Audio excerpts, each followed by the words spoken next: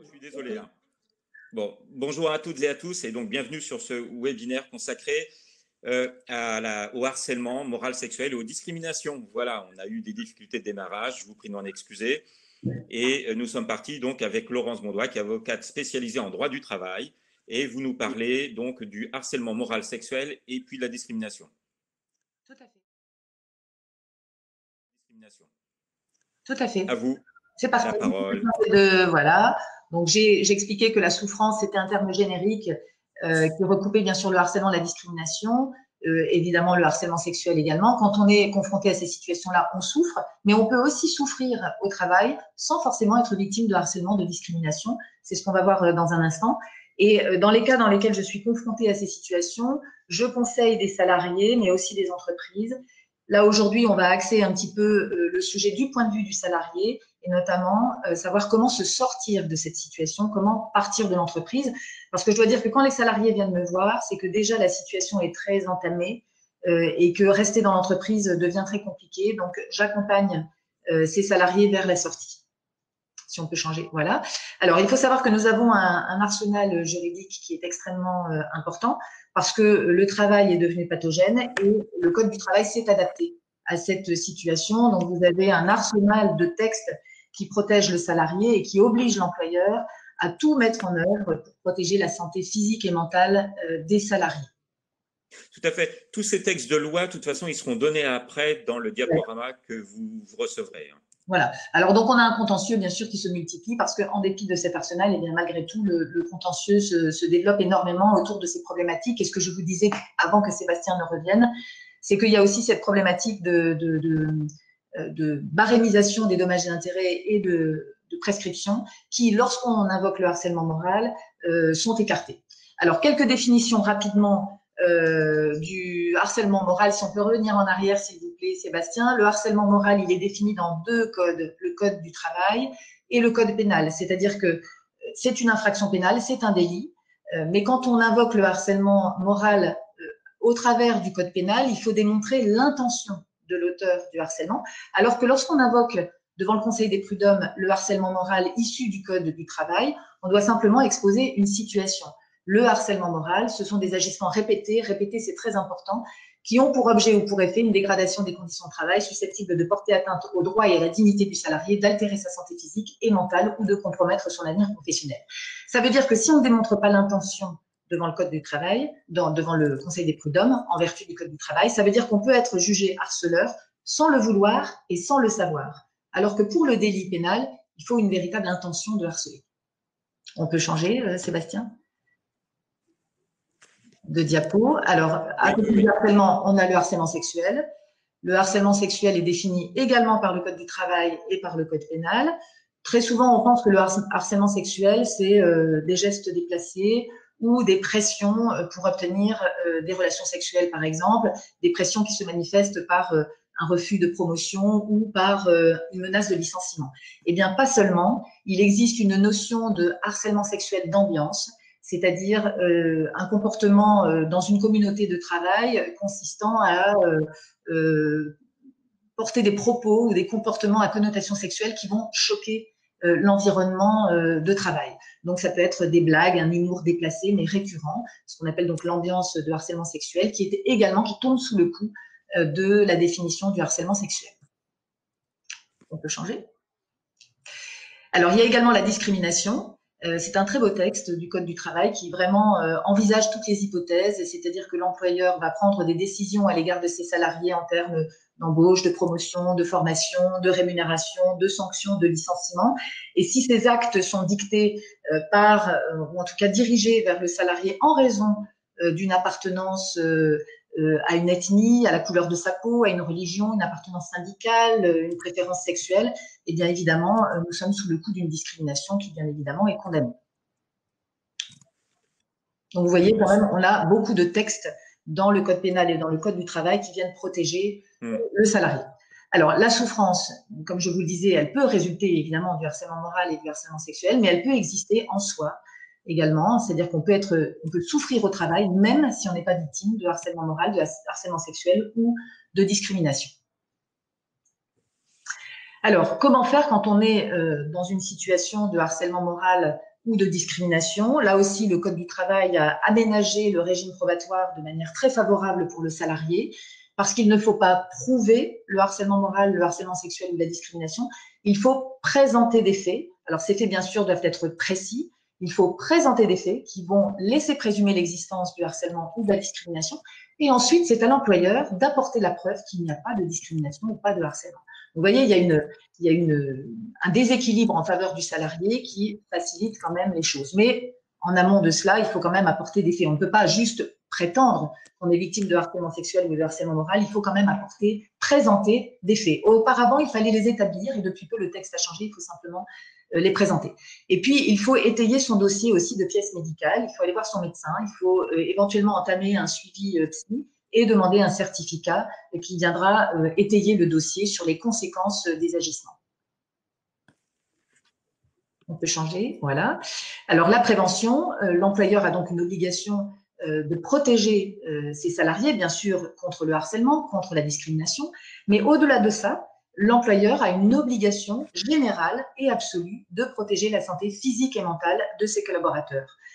C'est prévu par le texte 4121.1 du Code du travail, qui est très précis aussi et qui incite l'employeur, qui oblige l'employeur à prendre des actions de prévention, des actions d'information et de formation et de mettre en place une organisation et des moyens adaptés. Alors, que faire quand on a étayé son dossier? Il ne faut pas se contenter d'étayer son dossier en gardant des mails, en gardant des preuves, en allant voir, en ayant des certificats médicaux. Il faut aussi alerter son entourage. Il faut parler quand on est victime de souffrance ou quand on est victime de harcèlement. Il faut en parler au médecin traitant, il faut en parler au médecin du travail, aux représentants du personnel, à l'inspecteur du travail et surtout à l'employeur.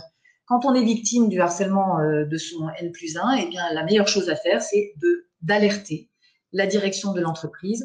Et non seulement il faut alerter sur les faits, mais il faut également les qualifier de harcèlement moral, parce que la Cour de cassation a décidé récemment qu'un salarié qui avait décrit le harcèlement moral, donc la souffrance, les brimades, les effets sur son état de santé, je ne dors plus, je ne supporte plus, etc., mais il n'avait pas été au bout de son raisonnement, il n'avait pas qualifié de harcèlement moral, et la Cour de cassation a dit qu'il n'était pas protégé.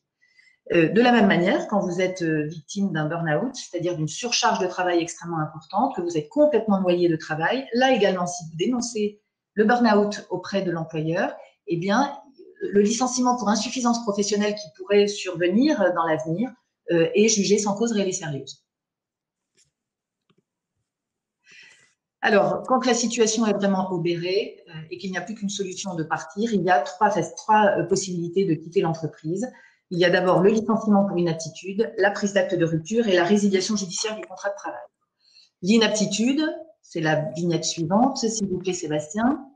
Oui. Merci. Donc, quand on a eu un arrêt maladie qui a duré plus d'1 mois, on passe nécessairement par la case médecine du travail au retour dans l'entreprise, enfin, dès qu'on est en situation de reprise, on passe par la visite de reprise. Et si le médecin vous déclare le salarié inapte, eh bien, le salarié peut ensuite contester cette inaptitude devant le Conseil des prud'hommes, imputer le licenciement à son employeur et réclamer des dommages d'intérêt. Et moi, j'insiste souvent avec mes clients qui sont dans cette situation pour faire une démarche de reconnaissance de maladie professionnelle auprès de la caisse primaire d'assurance maladie. C'est un processus qui est long, qui est pénible, qui n'aboutit pas toujours, mais rien que le fait d'entamer la procédure protège le salarié au titre de la législation professionnelle. Deuxième possibilité, la prise d'acte de rupture. Alors, elle, je ne la recommande absolument pas, sauf si le salarié a vraiment un dossier solide et qu'il a trouvé un travail.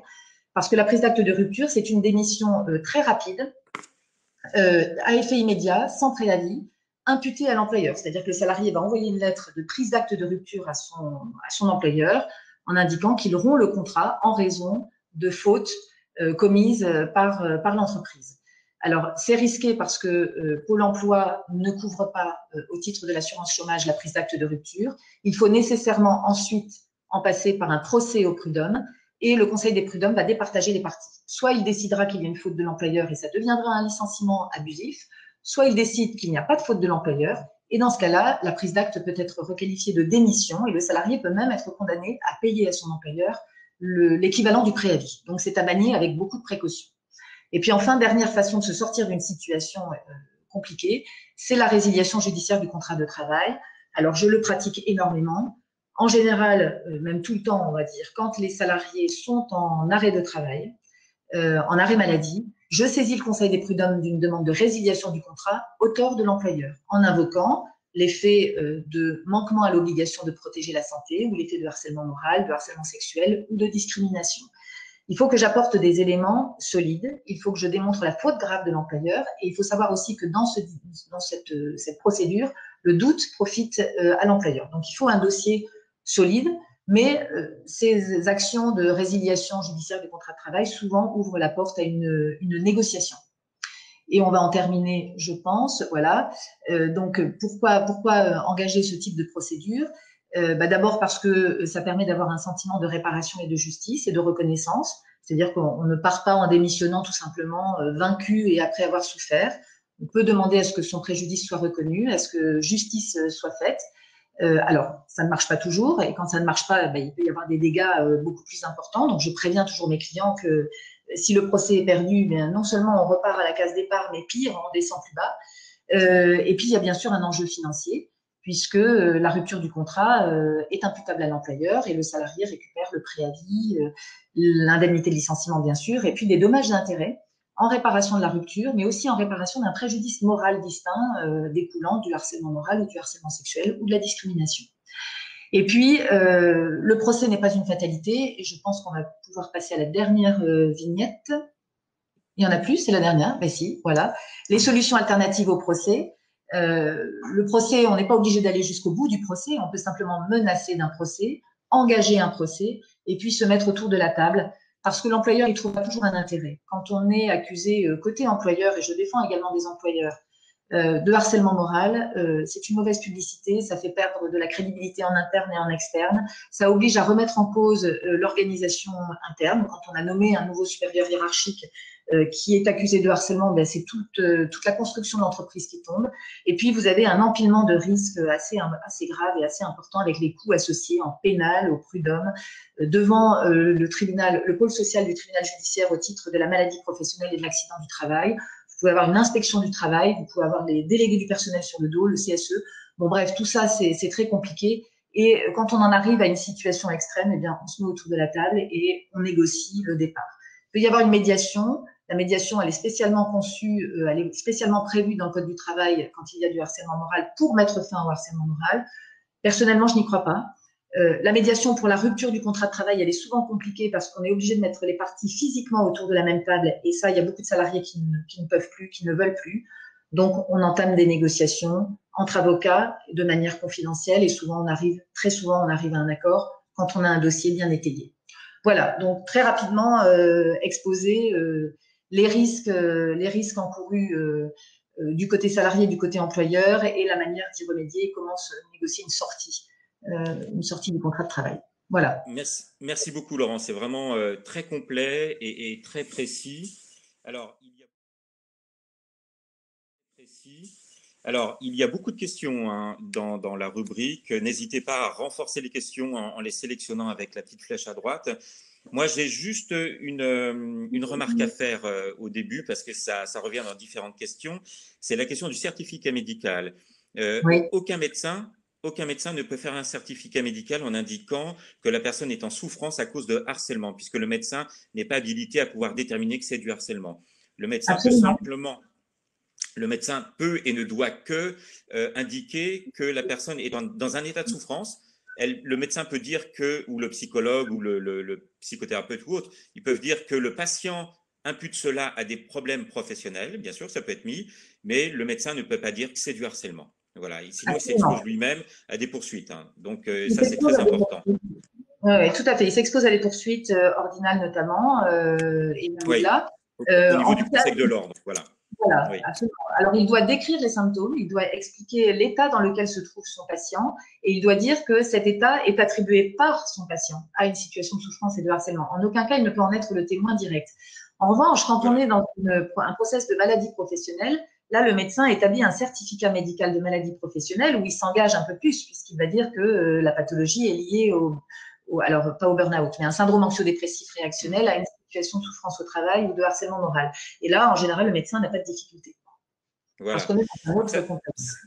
Ça, c'est très important. Le harcèlement n'est pas une catégorie médicale. C'est une catégorie juridique, donc le médecin ne peut pas statuer dessus et l'affirmer. Voilà. Non, le médecin, il décrit la pathologie qui est le syndrome anxio-dépressif réactionnel. Même le Voilà. burn-out n'est pas admis Non comme plus. pathologie. Souvent, la sécurité sociale fait refaire le certificat médical quand il y a une demande de reconnaissance de maladie Oui. professionnelle. Oui, tout à fait. Alors, parmi les questions, il y a Luc qui demande comment est-ce qu'on objective le harcèlement? Comment est-ce qu'on constitue la preuve? Vous parliez tout à l'heure de la question de présenter la preuve ou d'établir la preuve. Et Luc demande, voilà, comment est-ce qu'on fait concrètement pour amener des éléments probants? Alors, quand le harcèlement est bien pratiqué de manière très discrète et sournoise, c'est très compliqué. Mais tous les harceleurs ne sont pas sournois et discrets. Il y en a qui mettent carrément les pieds dans le plat. Et moi, j'ai eu, par exemple, au retour de congé maternité, donc on était à la fois dans la discrimination et dans le harcèlement moral, une personne qui était senior à son poste et qui, quand elle est revenue, est devenue junior. Alors même qu'elle avait formé la personne qui l'avait remplacée pendant son congé maternité. Et puis, elle était placardisée, c'est-à-dire que son patron se disait qu'elle avait dû sans doute perdre un morceau de cerveau en accouchant, donc il ne lui confiait plus aucune responsabilité, et elle était toute la journée dans son bureau à ne rien faire, et elle réclamait du travail.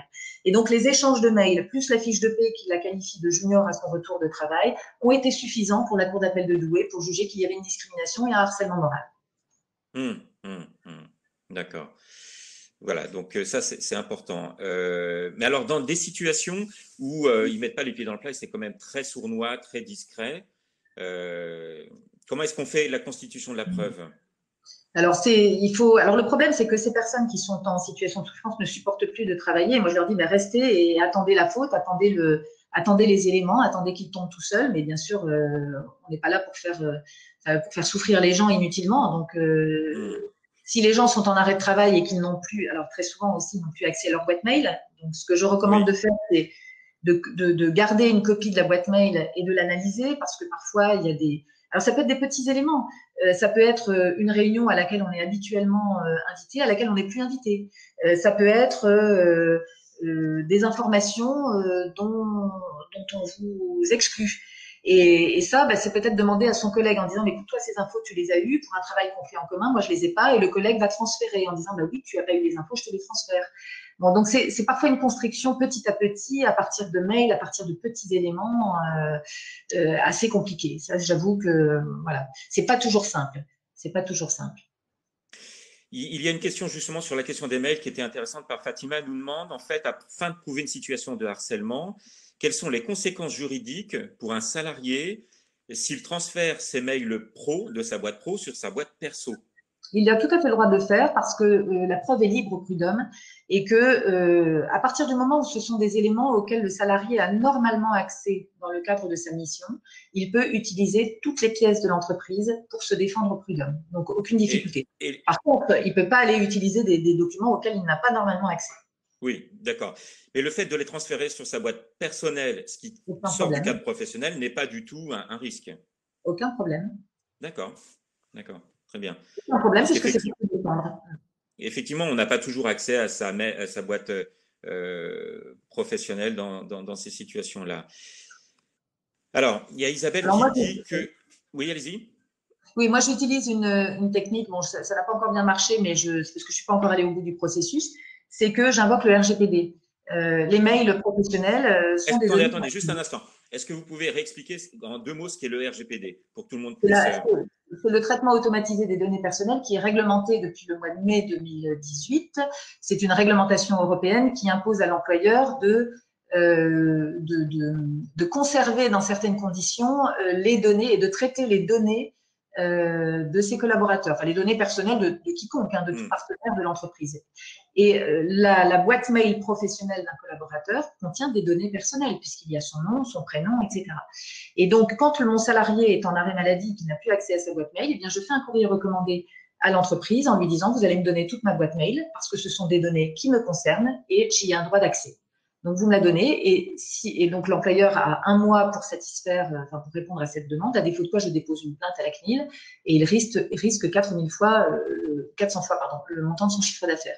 Bon, je ne suis pas allée au bout du process, je n'ai pas encore déposé plainte à la CNIL, mais depuis peu, dans des dossiers de souffrance ou de harcèlement où le salarié est exclu de sa boîte mail du serveur de l'entreprise, j'ai envoyé un recommandé. Enfin, c'est le salarié qui envoie un recommandé avec sa copie de sa pièce d'identité pour obtenir sa boîte mail, ses mails. Une question là, Isabelle nous dit, voilà, pour une personne qui est en arrêt pour burn-out, est-ce que son employeur peut lui imposer un changement de poste en invoquant sa responsabilité de protection de la santé physique et morale du salarié? Alors oui, alors la problématique, c'est de savoir, d'identifier si finalement on ne punit pas la victime. Pourquoi ne pas changer de poste le harceleur d'abord? C'est la première question. Là, elle a dit que c'est pour un burn-out, c'est pas forcément pour du harcèlement. Pour un épuisement professionnel, est-ce que l'employeur peut proposer un autre poste en invoquant la protection du salarié? Oui, alors il peut proposer, mais si on touche à la qualification du salarié, le salarié doit donner son accord. Je pense que dans cette situation-là, l'employeur doit associer le médecin du travail. Oui, voilà, c'est ce que j'allais dire. Oui. Voilà, parce que le médecin du travail va faire des préconisations qui vont s'imposer à l'employeur et auxquelles le salarié ne pourra pas s'opposer. Mais si, bien sûr, cette modification du poste entraîne un déclassement, une baisse de rémunération, enfin, une modification du périmètre de responsabilité et de prérogative, à ce moment-là, il y a atteinte au contrat de travail et le salarié peut s'y opposer. Et là, c'est double peine. C'est non seulement j'ai souffert d'un burn-out, d'une surcharge de travail, mais en plus, je suis déclassée. Donc, je pense pas que ça puisse se faire sans l'assentiment du collaborateur. Et ça, c'est des actions difficiles de l'employeur, hein, de jongler entre le respect du contrat et la protection. Oui. Élie Joël nous demande quels sont les mécanismes que l'employeur peut mettre en place dans l'entreprise pour prévenir le harcèlement. Et je compléterai sa question avec celle de la question de l'obligation de moyens et de résultats. On en est où sur le harcèlement? Est-ce que c'est la prévention du harcèlement, est-ce que c'est une obligation de moyens ou de résultats? Et quels sont les mécanismes qu'on peut mettre en place pour prévenir? Alors, le tout premier des mécanismes, c'est déjà d'inscrire, quand on est plus de 20 salariés dans l'entreprise, c'est d'inscrire le harcèlement moral, le harcèlement sexuel et la discrimination et le sexisme aussi dans le règlement intérieur. La deuxième chose à faire, c'est d'adapter l'organisation du travail, bien sûr, et de former. C'est-à-dire que le harceleur, il pourrait très bien dire, mais moi, je ne sais pas ce que c'est que le harcèlement moral. On ne m'a pas expliqué, je suis manager depuis peu, je suis moi-même soumis à une pression et je n'ai pas été suffisamment sensibilisée. Donc, il faut former les managers et informer. Vous voulez dire par là qu'en fait, une entreprise où il y aurait eu du harcèlement et puis il n'y aurait eu aucune information et formation dessus, le salarié pourrait dire, celui qui pourrait commettre du harcèlement, pourrait dire, mais moi, je n'ai pas du tout été informé ni formé, je ne suis pas responsable. S'il est licencié à cause d'actes de harcèlement, il pourrait effectivement contester son licenciement en disant que l'employeur a failli à son obligation de formation. Il ne lui a pas donné les moyens, il l'a mis lui-même sous pression. Enfin, il y a toujours moyen de se défendre quand il est accusé de harcèlement. Donc, les moyens, ils sont là. Alors, oui. D'accord. J'ai une question justement sur ça qui est aussi une question importante, c'est la question de l'intention, puisque le harcèlement finalement c'est un contexte de relation où il y a différents éléments négatifs qui sont exercés sur une personne, mais des situations de harcèlement peuvent exister sans que la personne qui commet ces éléments-là soit dans une intention volontaire de harceler l'autre. On peut être harceleur sans le vouloir et sans le savoir. C'est ça la force de la définition du Code du travail, contrairement au Code pénal.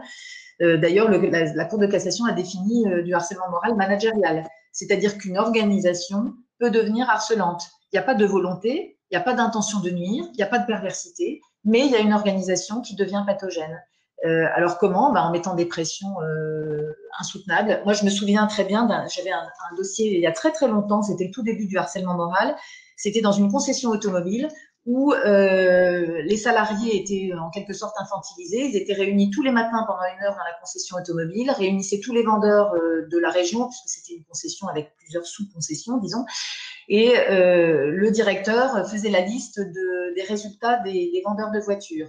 Alors, s'ils avaient vendu des voitures, leur nom était en vert. S'ils n'en avaient pas vendu, il était en rouge. Et il y avait une cloche et il y avait une espèce pas de lynchage, et mon client m'a dit, mais c'est comme ça dans les concessions. En tout cas, à l'époque, c'était comme ça dans toutes les concessions automobiles.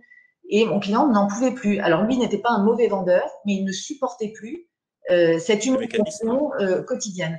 Et donc, il n'y avait pas… Finalement, le directeur avait fait comme on lui avait appris et il allait transmettre à son sous-directeur cette méthode.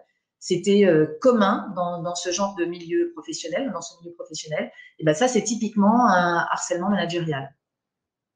Donc, l'employeur à ces méthodes. Vous disiez, je reviens tout de suite là, sur l'obligation de sécurité de résultats et de moyens, à laquelle je n'ai pas répondu tout à l'heure. L'obligation de résultat, c'est un risque s'est produit par exemple, une altercation entre deux collègues, l'employeur est responsable, même si c'était totalement inattendu, imprévisible, qu'il y a une bonne ambiance dans l'entreprise, que l'employeur a mis en œuvre tous les moyens de protection. Eh bien, par la seule survenance de cette altercation, l'employeur est responsable. Ça, c'était jusqu'en 2015. La Cour de cassation, elle est venue un petit peu atténuer cette obligation de résultat.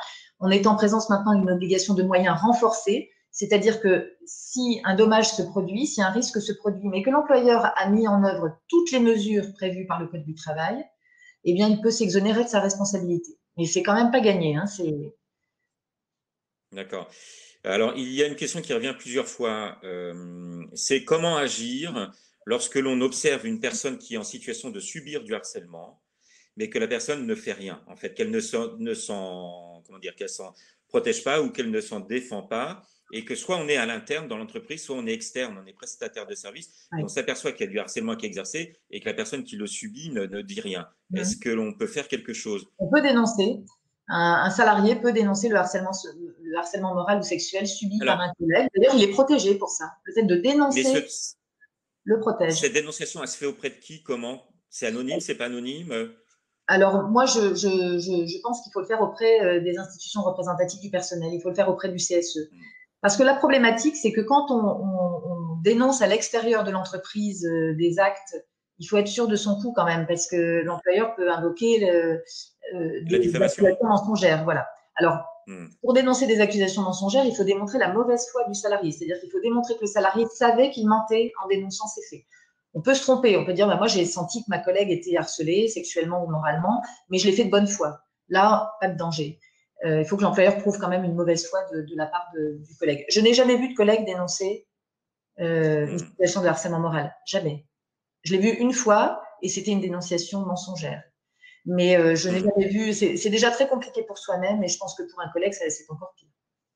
Alors peut-être que Ouais, le ouais, collègue ouais. peut inciter celui qui est victime à parler, à aller voir le médecin du travail. Moi, je trouve que la première personne la mieux placée, c'est le médecin du travail, parce qu'on y va en toute discrétion. On peut dire au médecin, écoutez, ne dites rien. C'est noté dans le dossier médical du travail, donc ça pourra être utilisé plus tard. Le médecin, en général, est de bons conseils. Et puis surtout, si le médecin a eu 2 ou 3 collaborateurs avec le même N+1 sur des problématiques identiques, à un moment donné, il va peut-être alerter l'employeur en disant, écoutez, faites quelque chose. Moi, j'ai des remontées problématiques dans tel ou tel service de l'entreprise et j'aimerais que vous preniez les choses en main et que vous réunissiez votre CSE, par exemple, pour en discuter. Hmm. Oui, le relais avec le médecin du travail est important, hein. Ouais. Pour septembre-octobre, il y a une session qui sera faite avec un médecin du travail pour en parler. Là, il y avait Luc qui demandait comment est-ce que l'employeur peut contester une maladie professionnelle pour motif de souffrance au travail. Alors, la souffrance, donc, c'est bien sûr, c'est pas forcément le harcèlement, comme je l'ai dit tout à l'heure. Hein, Hmm. ça peut être C'est plus large. un surmenage, une charge de travail extrêmement importante. L'employeur, il est associé à la construction du dossier devant la caisse primaire d'assurance maladie, on va lui demander son avis. Donc, l'employeur va répondre à un questionnaire et il aura son mot à dire dans le dossier. Il peut contester. Il peut contester, mais c'est pas D'accord. lui qui décidera. C'est sur avis, enfin, en tout cas, quand on est dans un C'est en centre commission après. c'est en comité régional de reconnaissance des maladies professionnelles. C'est long et Voilà. fastidieux. Mais, Oui, mais ça prend du temps. le Ouais. fait même qu'il y ait une instruction non aboutie sur une maladie professionnelle et que le salarié est déclaré inapte en cours de route, si l'employeur sait Hmm. qu'il y a une procédure de reconnaissance, l'inaptitude est professionnelle. Donc ça implique quand même un surcoût double de l'indemnité légale et préavis. Ouais. Josiane pose une question intéressante, c'est le triangle de Karpman. En fait, elle dit, voilà, il y a un responsable manager qui est nommé comme harceleur, Mmh. hein, on le définit comme harceleur. Est-ce qu'il peut lui-même devenir harcelé? Oui, Bien sûr. oui, être injustement accusé de harcèlement peut être du harcèlement. Et on peut être vraiment dans une situation où on a réellement harcelé un salarié sans intention de le faire. Et Oui. soi-même devenir après harcelé. Ça n'empêche pas. Ça, c'est une chaîne d'événements un peu particulière. Si on a Ben oui. soi-même harcelé, soit les accusations de harcèlement contre le harceleur sont des fausses accusations et donc il est victime de harcèlement, est-ce qu'il est Hmm. injustement accusé, soit il a lui-même harcelé, est-ce qu'il va devenir harcelé, peut-être. Ce qui peut Ce arriver, sont des situations qui peuvent arriver, en oui, fait, ce qui se au peut gré d'un arriver, changement de poste ou quelque chose, par exemple. oui, Hmm.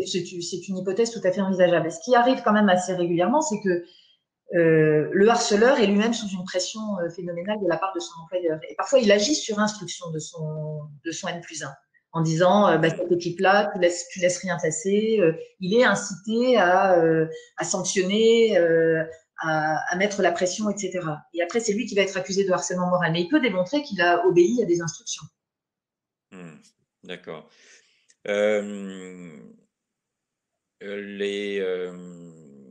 Voilà, il y a Isabelle qui dit voilà, des collègues ont vu une salariée qui allait vraiment vers l'épuisement professionnel. Donc l'entourage professionnel, les collègues ont observé cet épuisement qui se manifestait et personne n'a bougé, personne n'a alerté, personne n'a protégé.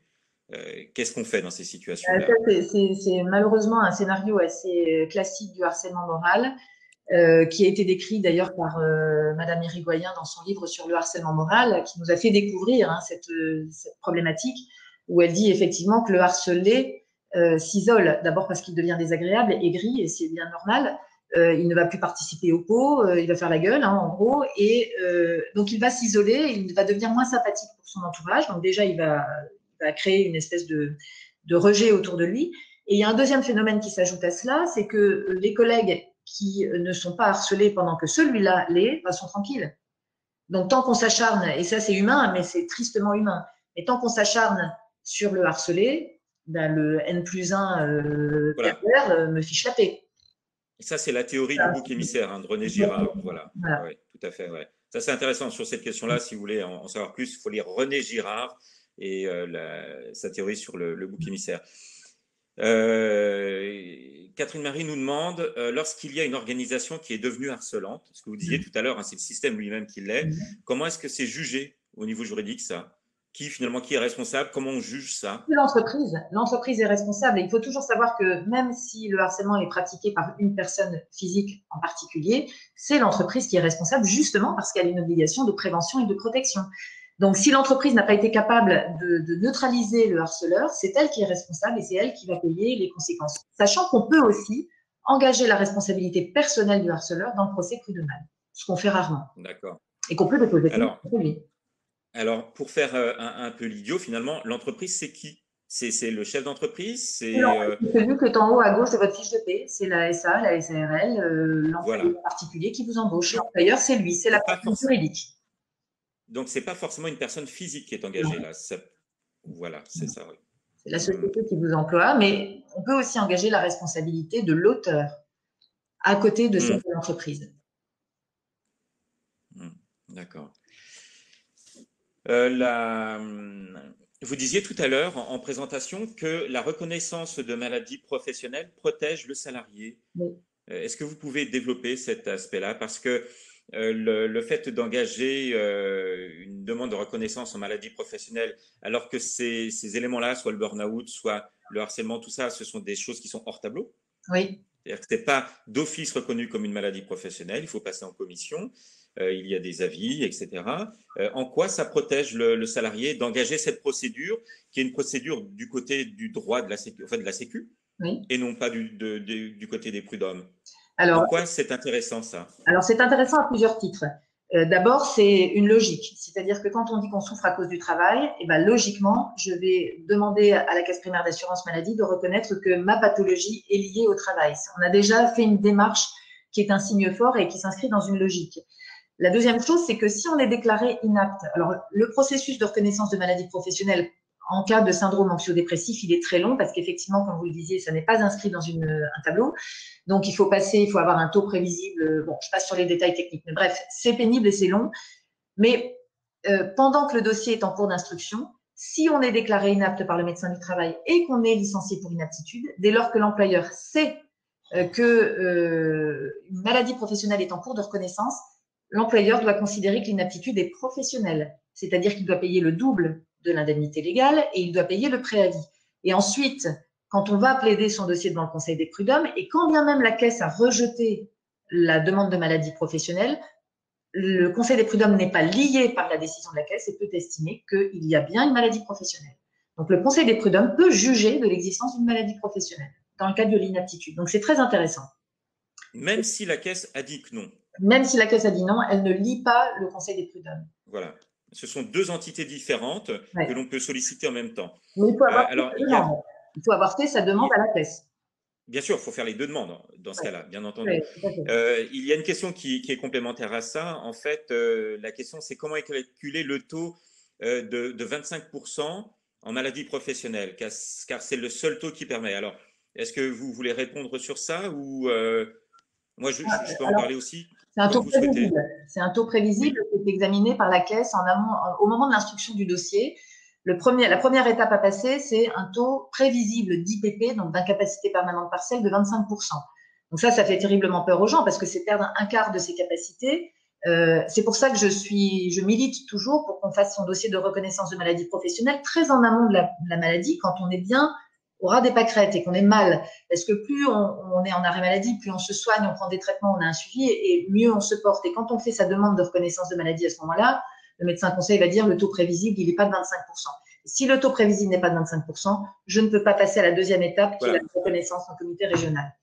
C'est Donc, il ça. faut... Ce qui est très important, c'est qu'au moment où le salarié fait sa demande, il est dans un état de souffrance Exactement. psychique et le médecin fait un taux prévisionnel en fonction de cet état au moment de la Voilà. consultation. Si le salarié vient consulter le médecin au moment où ça va très mal, le taux va être à 25 sans problème. Si le salarié vient consulter un an après, alors que ça va beaucoup mieux, le médecin ne peut constater que ça va beaucoup mieux. Donc, il ne sait pas comment ça allait avant, et donc le taux peut être inférieur à 25. Donc, il faut vraiment engager cette procédure au tout début où on va très mal pour que ça soit constaté qu'on va très mal. Et même si à la sortie de la procédure, la personne va mieux, c'est ce qu'on souhaite évidemment, et que le taux définitif, lui, est inférieur. Il peut être inférieur parce que la personne va mieux, et c'est ce qu'on espère. Donc, c'est important d'aller voir le médecin du travail au tout début, de lancer la procédure dès le début, comme vous le disiez. Médecin traitant qui fait la reconnaissance de maladie pro. Et je rencontre une résistance énorme des médecins traitants sur la reconnaissance de maladie professionnelle parce qu'il y a une confusion complète dans leur esprit entre je vais attester du lien entre la pathologie et le harcèlement, ce qui n'est absolument pas le cas. Et puis, c'est très compliqué pour eux de changer leurs habitudes, c'est-à-dire d'utiliser la feuille bleue plutôt que la feuille marron. Et moi, souvent, je passe un temps fou à convaincre les médecins traitants d'accepter de faire une déclaration, de faire un certificat de maladie professionnelle, alors que ça n'est pas compliqué du tout. Pas du tout. Le travail, après, c'est le salarié qui le fait parce qu'il fait un courrier explicatif qu'on voit ensemble et puis après, il doit répondre à un questionnaire, etc. Mais au départ, le médecin, il suffit qu'il fasse l'arrêt maladie sur la feuille bleue plutôt que la feuille marron. C'est tout simple. Mmh, mmh. Alors, il y a une question qui est peut-être plus sur la question médicale là. Je ne sais pas si vous pouvez apporter une réponse précise. Quelle différence y a-t-il pour le salarié entre une inaptitude et une inaptitude à l'entreprise? Ah, pour moi, Est-ce c'est que la même chose. On est inapte, ça veut dire qu'on ne peut plus, après un arrêt maladie d'un mois, on ne peut plus occuper le poste qu'on occupait précédemment. Donc, voilà. voilà. Alors, il y a nuance dans le fait qu'un médecin du travail peut passer en inaptitude à l'entreprise, ce qui ne veut pas dire que la personne est inaptitude sur ce type de fonction-là, Ah oui. mais dans l'entreprise. Inapte Voilà, au poste. Il est inapte à ce poste-là, mais il n'est pas inapte à son métier. Et tout à d'ailleurs, fait. le médecin du travail va dire inapte au poste de ingénieur conseil, apte à un poste d'ingénieur conseil dans un environnement différent. Ça, c'est ce qu'on retrouve très souvent comme observation dans l'inaptitude consécutive à une souffrance ou à un harcèlement au travail. Il y a une autre question sur justement la difficulté à faire reconnaître le harcèlement. Et c'est Sue Evert qui nous demande que faire quand le médecin du travail décrit le harcèlement moral comme une forme de normalité dans l'organisme, dans l'entreprise, et donc écarte la question de la souffrance en disant bah oui, enfin tout le monde, c'est la même chose pour tout le monde subit les mêmes choses, et donc il y a une sorte de banalisation par une généralisation qui fait qu'il n'y a pas de reconnaissance. Oui, Malgré, la personne dit malgré des preuves à l'appui, c'est-à-dire des mails, exclusion de projets stratégiques, des mesures de réprimande en continu, etc. Donc là, ce n'est pas le médecin du travail qu'il faut solliciter dans ce non, cas-là. alors c'est un très mauvais médecin du travail. Je suis désolée de le dire, c'est qu'il n'est pas, objectif et clairvoyant sur la situation de l'entreprise. Ça n'est pas normal de souffrir au travail. Et ça n'est pas normal non plus de dire, bah, c'est comme ça, c'est une fatalité, c'est votre boîte qui est comme ça. D'ailleurs, des brimades, etc., ça n'est pas inhérent à un poste. Par exemple, moi j'ai en tête les services d'anatomie, je n'arrive jamais à le dire, d'anapathe dans les cliniques où en fait c'est un métier extrêmement stressant parce que vous recevez des pièces de corps humain et vous devez en quelques minutes donner un diagnostic sur un cancer par exemple. Et je sais, parce que je travaille avec des services comme ça, que c'est un métier qui de manière inhérente est très stressante. Donc, l'employeur doit mettre en place tout un tas de mesures, un groupe de parole, alléger les horaires de travail, organiser le roulement pour que, etc., pour protéger ses salariés. Mais ce serait aberrant de dire, bah, écoutez, c'est comme ça, hein, c'est un métier qui fait souffrir, donc vous n'avez qu'à supporter, il fallait choisir un autre métier. Non, il y a toujours moyen d'améliorer. Alors après, c'est vrai que si l'employeur a pris tous les moyens possibles et imaginables pour protéger le salarié et qu'il souffre quand même, là, effectivement, c'est que peut-être cet emploi ne convient plus à la personne, qu'elle ne le supporte plus. Oui. Mais tant qu'il y a des mesures à prendre au niveau de l'entreprise et qu'il y a des mesures d'amélioration à prendre, ça n'est pas une fatalité. Mais là, quand le médecin justement du travail banalise et puis ne reconnaît pas les choses, malgré quand même des éléments qui constituent des éléments de preuve, le salarié, il doit solliciter qui en fait? Il saisit le Conseil des prud'hommes, il saisit le CSE, éventuellement l'inspection du travail, mais l'inspection du travail n'est pas très intéressée aux situations elle est intéressée, enfin, l'inspection s'intéresse aux questions d'hygiène et de sécurité, mais plus sur un plan collectif qu'individuel. Très souvent, l'inspection du travail, quand c'est une problématique salarié-employeur, contractuelle, renvoie vers le Conseil des prud'hommes ou vers un avocat. Donc, il faut saisir le CSE et puis il faut saisir un avocat et puis dénoncer auprès de l'employeur ce qui ne va pas. Le médecin du travail, là n'est pas un allié, mais c'est vrai qu'il y a des médecins du travail qui disent, et je voyais tout à l'heure un commentaire, voilà, Caroline, par exemple, où on dit, moi j'avais une cliente qui était complètement surmenée et le médecin du travail a dit, oh, c'est bon, vous êtes un bon petit soldat, vous allez continuer, vous allez supporter, hein, vous n'allez pas nous faire une petite crise. Voilà. Ça, c'est assez aberrant. Alors moi j'ai une question et on s'arrêtera peut-être là après, sauf s'il y a d'autres questions qui arrivent. J'ai une question pour vous directement, c'est-à-dire que en tant qu'avocate, on peut avoir l'impression qu'aller consulter un avocat, c'est engager tout de suite des procédures judiciaires dans des situations comme ça.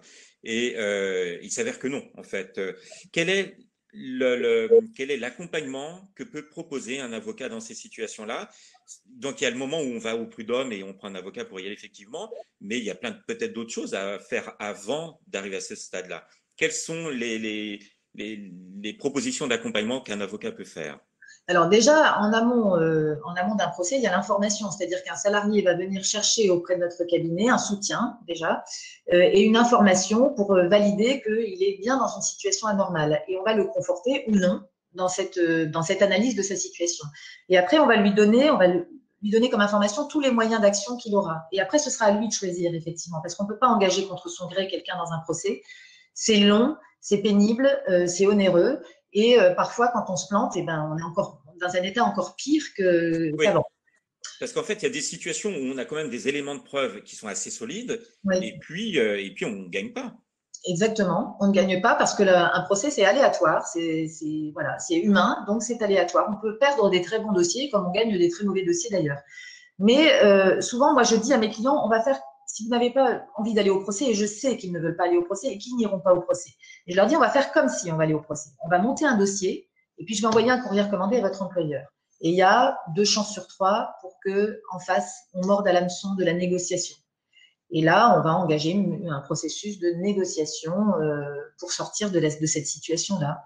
Et ça marche. Dans beaucoup de cas, ça marche. Parce que l'employeur n'a pas envie de gérer un dossier comme ça.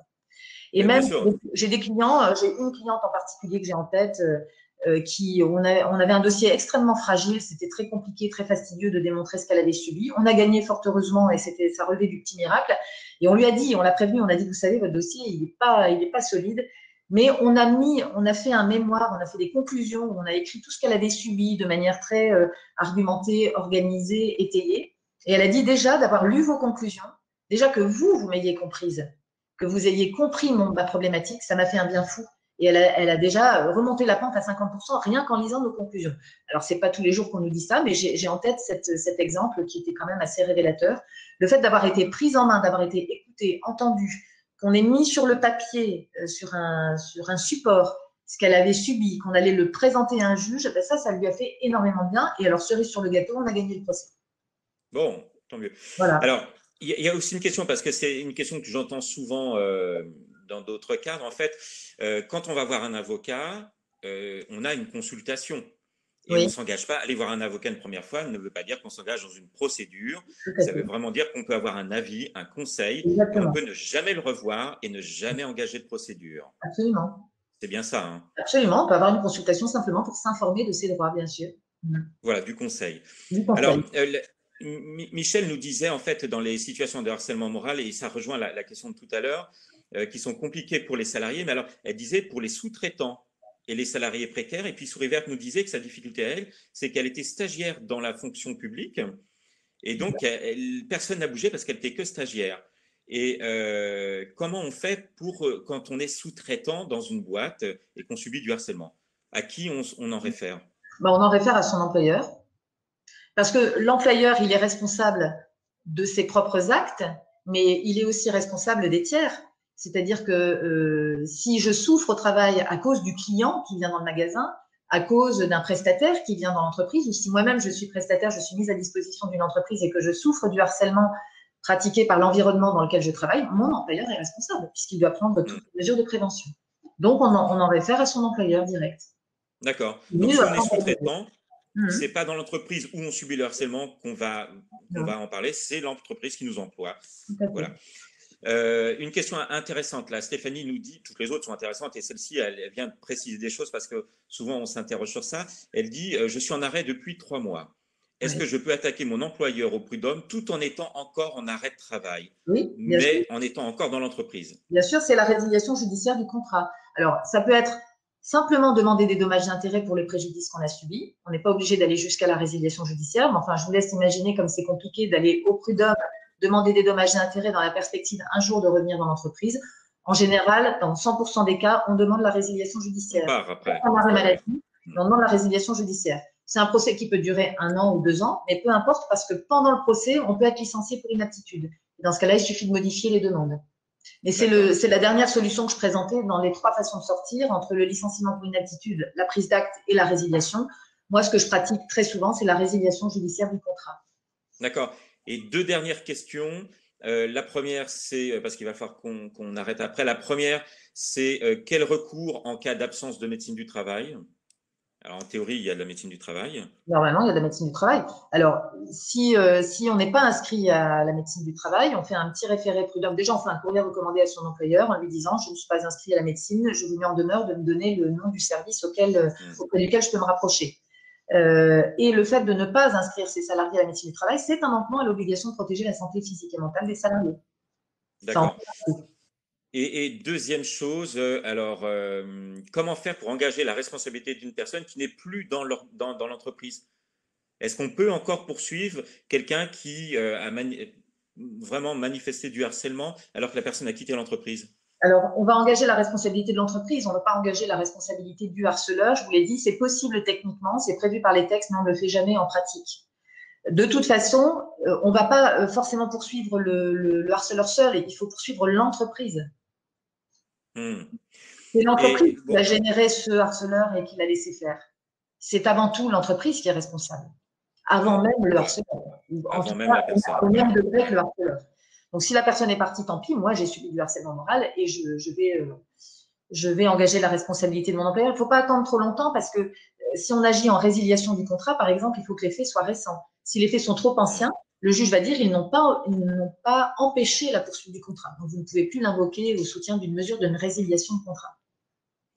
Alors, il y a une clarification à faire, en fait. Il y a quelqu'un qui dit, au témoin d'un doute, harcèlement moral et burn-out sont-ils à ce jour reconnus ou pas comme maladies professionnelles? C'est non. Ce ne sont pas des maladies professionnelles dans le tableau. Voilà. Le harcèlement n'est pas une maladie. Le harcèlement, c'est un fait générateur d'une souffrance. C'est un délit pénal et c'est un manquement. C'est pas une maladie. Le burn-out n'est pas une maladie dans les tableaux professionnels. D'ailleurs, le burn-out n'est pas une maladie. La terminologie exacte, c'est le syndrome anxio-dépressif réactionnel. Et le syndrome anxio-dépressif réactionnel, on évoque effectivement la possibilité d'inscrire entre guillemets le burn-out dans le tableau de maladie professionnelle. À mon avis, ça va être très compliqué. Mais en tout cas, en l'état du droit aujourd'hui, on déclare un syndrome anxio-dépressif et on va le déclarer comme maladie professionnelle avec le cursus qu'on a évoqué tout à l'heure, le parcours tout à l'heure. D'abord un examen du taux d'incapacité prévisible, puis une reconnaissance par un comité régional de reconnaissance de maladie professionnelle. Voilà. Pour compléter votre propos, en fait, pendant le confinement, j'ai fait une étude sur le burn-out auprès de 15 pays francophones. Et dans aucun des 15 pays francophones, le burn-out n'est une maladie professionnelle. Et la France est un des rares pays vraiment où en commission, on peut avoir une reconnaissance exceptionnelle. Vraiment. Oui, parce que c'est Voilà. transversal. En fait, une maladie professionnelle, c'est une pathologie liée à un certain travail. Or, le burn-out, on peut le vivre dans toutes les professions. Donc, ça va être très compliqué de faire un tableau, Tout à fait. de mettre dans un tableau. Voilà. Écoutez, merci beaucoup. Hein. On pourrait passer encore 1 heure ou 2 à discuter avec vous. Malheureusement, on est obligé de s'arrêter. Là, donc, l'enregistrement sera sur YouTube. Donc, on transmettra le diaporama aux participants avec les points d'articles de loi. Et puis, je vous laisse retourner. Vous êtes au tribunal à Lille aujourd'hui, c'est ça? Je dois vous laisser. Voilà. En tout cas, merci pour vos questions et puis pour votre attention. Et puis, à bientôt. Bonne continuation à tous. Merci beaucoup. Hein. Au revoir. Merci. Au revoir.